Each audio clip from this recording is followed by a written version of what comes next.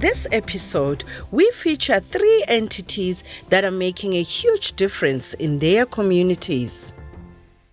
Welcome to another inspiring episode of Stories Untold. They say it takes a village to raise a child. The Advancing Children for Success NGO does exactly that. We visited some of their centers in Soweto to witness how they groom young women. This foundation has identified a lot of communities around South Africa where they lend a helping hand in the development of the youth. We visited one of their homes in Soweto where they groom young people. There are always children and youth that are in need of assistance, that don't get all the assistance that they should get from the families or from the areas that they come from. So this is where ACFS comes in to try and assist and give help to those needy children. And like I said, the Youth Economic Empowerment Program is one of my passionate programs where I feel youth can be assisted in not being led astray. We play a vital role in the teenage pregnancy programs. I know our program managers, go the extra mile where we help the young mums or the pregnant mums of how to survive and how to take care of themselves and how to value themselves, because there too, many of these teenagers come from homes where they've been neglected, where there's also poverty, where there's also just a goko, where they're surviving on goko's pension or surviving on just the grant, the monthly grant that's coming in, and with them not having proper guidance and proper role models, then they find themselves in a teenage pregnant situation. We spoke to one of the facilitators at this Soweto center, and we also heard from the young women who are beneficiaries of this initiative.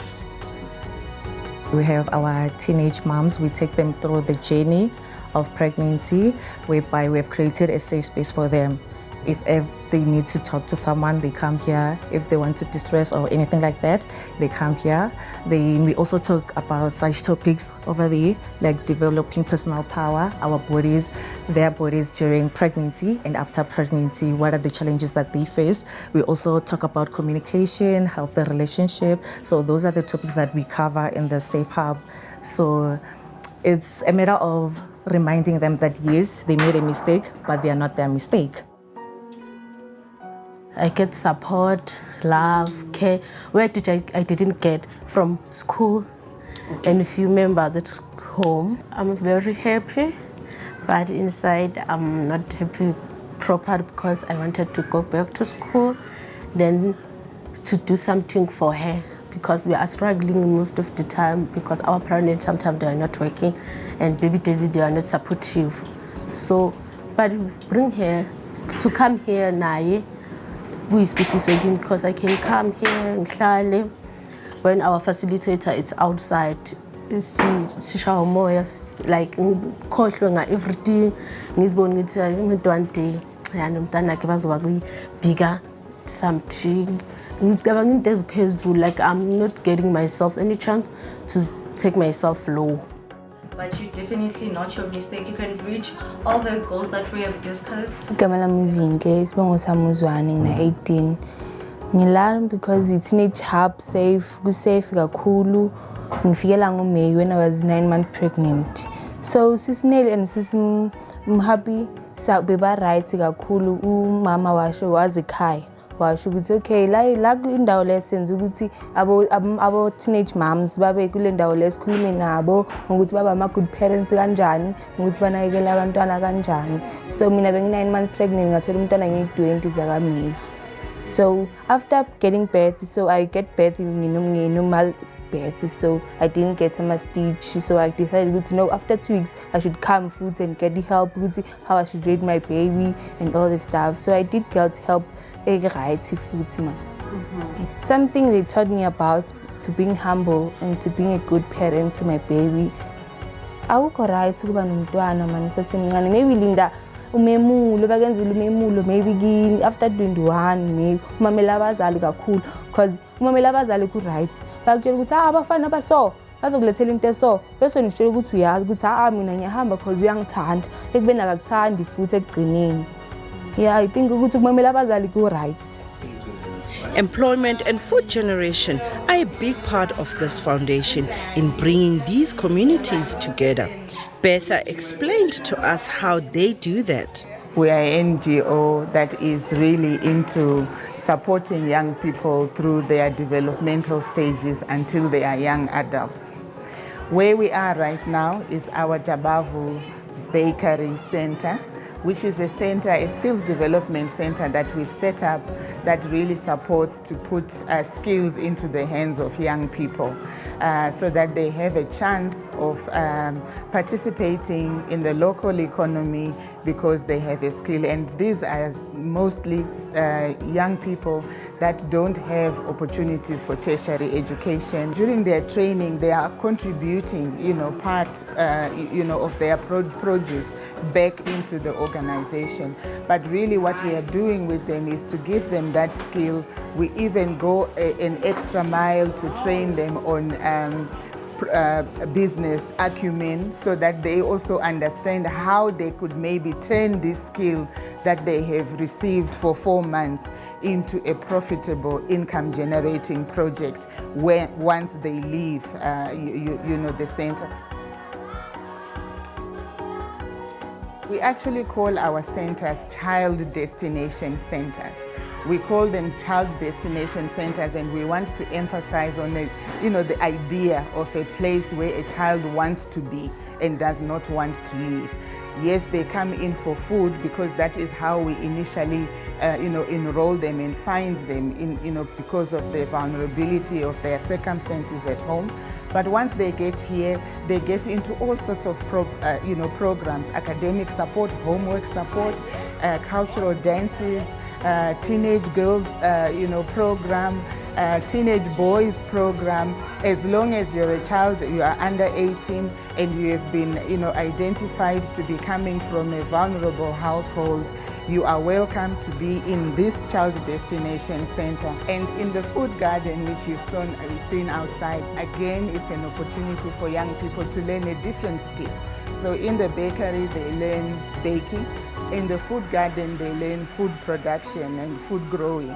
And we also tell them the whole, ecology of where does food come from? How can you as a young person make a meaningful income from participating in growing your own food?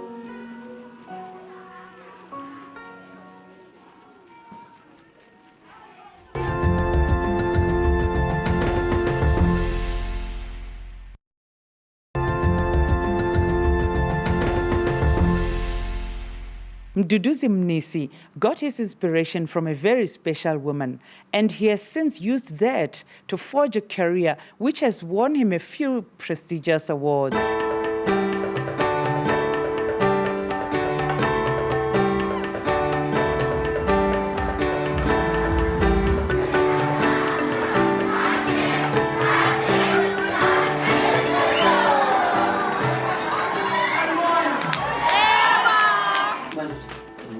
Mduduzi Mnisi is a young man who used the influence of his home chores to turn it into a business. This award-winning entrepreneur says this was not all smooth sailing. My name is Mduduzi Mnisi, the owner of Untold Cleaning Services. I work as a sneaker technician and a runner. When the business started, like there was a camp at church, so Sandile ngicela ngiphe imali camp then uzothi mfana ayengikwazi ukuphi imali nje uva lamateki wami washile wona yabo because mina ukuze ngikwazi ukwasha amateki like ngikhule like ngana icathulo eziningi so maybe ngine 2 pairs so bekumele ngiwashe every week bangiwasha le ngika le ngithole yabo so uzongitshela ukuthi Mdumi thatha amateki wami uwashile wona ngathatha ngawasha yabo because ukuloma abangani bakhe bambuza ukuthi washilo one bang bese asho ukuthi hayi mntwana yami yabo build up ugcina angenzela ipost yena nomngani wakhe usibusisa omzolo mangenzela ipost kanjalo. Even though sometimes ngisana ukuyibekela esayidini ngayithathi serious ngenze ezinye izinto. So yeah, there was a guy naye usebenza ngamateki, so like bekasanda ukuletha awakhe because angazi awakhe ayamhlula kanjani, mara naye uneshop yamateki. Bekasanda ukuletha awakhe ayi-2 ayi-3 abona ukuthi hayi actually umfana lo uyakwazi ukwasha amateki. Then ulethe like 20 pairs. I was like 20 pairs ngizocela kuphi. That was my first time ukwasha amateki ayi-20. So that was my biggest order. Most of my clients are soccer players. Yeah, so and soccer players have nice shoes. So those are the people who I target the most. Yeah, so they are soccer players who bring most expensive shoes. In 2022, 21 June, my business went down due to resurgence. So on our shop we left our fans on and we went out. When the electricity came back with power, then the shop went down. People's shoes, people's carpets, they were bent down. So we had to replace them. Before the shop, I was planning to have another container. So I've been saving money with a container. So what the shop, I had to replace it. So I had to take money from my savings and pay I want to back. So yeah, and emotionally, it was really bad. Ntutuzi is doing all of this from his family backyard, and his uncle shared with us how the family is in full support of this young man's dreams. Angeke ngithi lento lena it was planned as a business. Ngoba it's like mina nangithi angiwashelela amateki lanka. Because wawasha nomfethu athi ngiwashele afuna ukucover isikhathi ukuthi asheshe aqede masisha azokwazi ukwenza izinto zakhe. So sagcina sesenza ukuthi manje nakaqeda ukusiwashela simbonge nga-something. So abantu nabasibuza nathi ukuthi hey ubani okwenzele kanje, sithi ubani usenzele kanje. Talking to Mduduzi's client made it very clear to us why he was awarded the service provider of choice. Those services critical ka chumya karulanko flare off because then at least it takes and then the reason why I believe I'm service nya ga like most of the time I class like the take it's sweet. I really sharp, so I believe the clock from state of service and the products sharp. That sweet and retain the car. As we know, South Africa, they're very expensive and you wouldn't want to take sunlight powder. Like I say, we say sunlight powder. Most of the time, however, we are going to wear like yasala, most lakon. So you need someone that you can trust. Also, we send the products. And when I visited Mtu for the very first time, I was impressed because presentation was already showing Mutote stories are high. And also, before I started taking more, I searched on Instagram, came share on social media, what are his services, the reviews about, and from the people back already about these services, they're very impressed, which is why I've trusted already. New customer plus a neighbor, so it's a good thing because it's just a minute away from me. So now convenient to go to if I need to rush somewhere, need to get my shoes washed. It's just a phone call away. Just a step walking, little mategi, oyaz now Joseph Young in Zealand, and I'm all good. And I'm very much helping service yake, professional. And the nice thing is one humble person. Umuntu abantu. It's not just a business, but and to us, Tinala, very much umuntu that I can just rely on. The guys that he works with, who create for one. Some of them are from disadvantaged families, and so now being an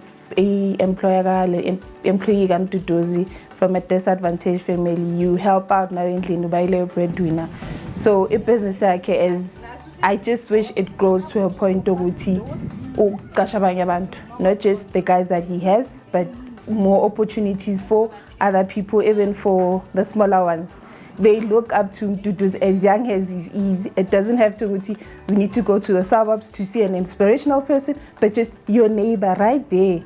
You say like a student in seven in school, in text, meeting phone 7 and ngiceda isigela kuqala uzosipana and then ngeza as a trainer. Ngicala ukutrainer, okay, angigayiposition ukuthi okay, ungaqala ukusebenza. Umuntu oright, asumuntu omele omkwatise, monenkinga uza kuye uzokwenzela izinto ungasawukhuluma naye. Respect nathi emsebenzini. Athatha advantage because ngimncane sibancane. Usitreata ngokufana. Ntutuzi is intentional about taking others with him as he continues to grow his business.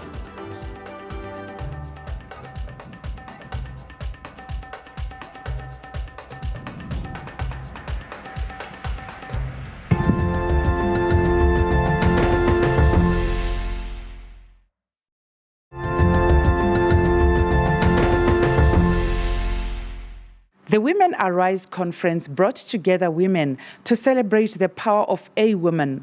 Our producer was there, and she caught up with a few influential and powerful women. The month of August always sees women come together to celebrate each other. The Women Arise 2024 installment was no different. We are here today for the Women Arise conference. This is a conference to empower women. It's really what we're trying to do is to share knowledge from one person to another, because every single one of us has got a very particular experience that we've gone through in our lives. And that experience is a lesson that you can give to somebody else for them to be able to grow in their journeys. So the reason why we are here today is to be able to grow each other. Help me welcome Girl Manai.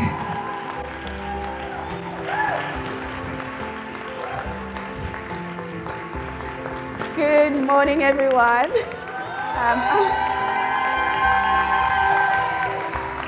Thank you so much.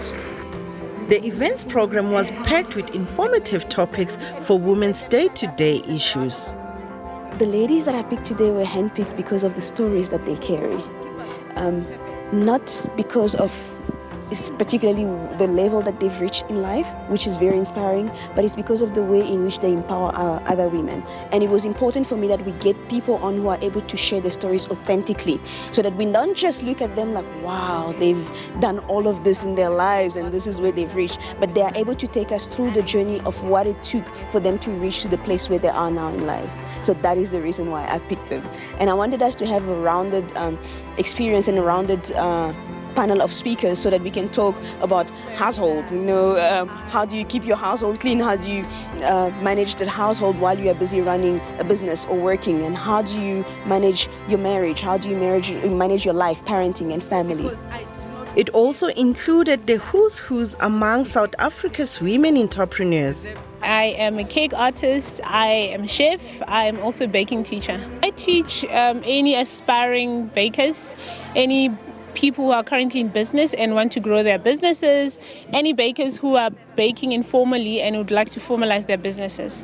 I've always loved baking, I've always been a baker, I've always loved cakes and stuff, and I didn't even think it would be a business someday. It was just a gradual process of following the next thing that God is leading me to. So I found out that I'm good at what I do, and I started the business. Started with classes, one-on-one. It was like 3 people because I was having it out of my house. So because of capacity, I realized there was a lot of demand, and then I started making it bigger.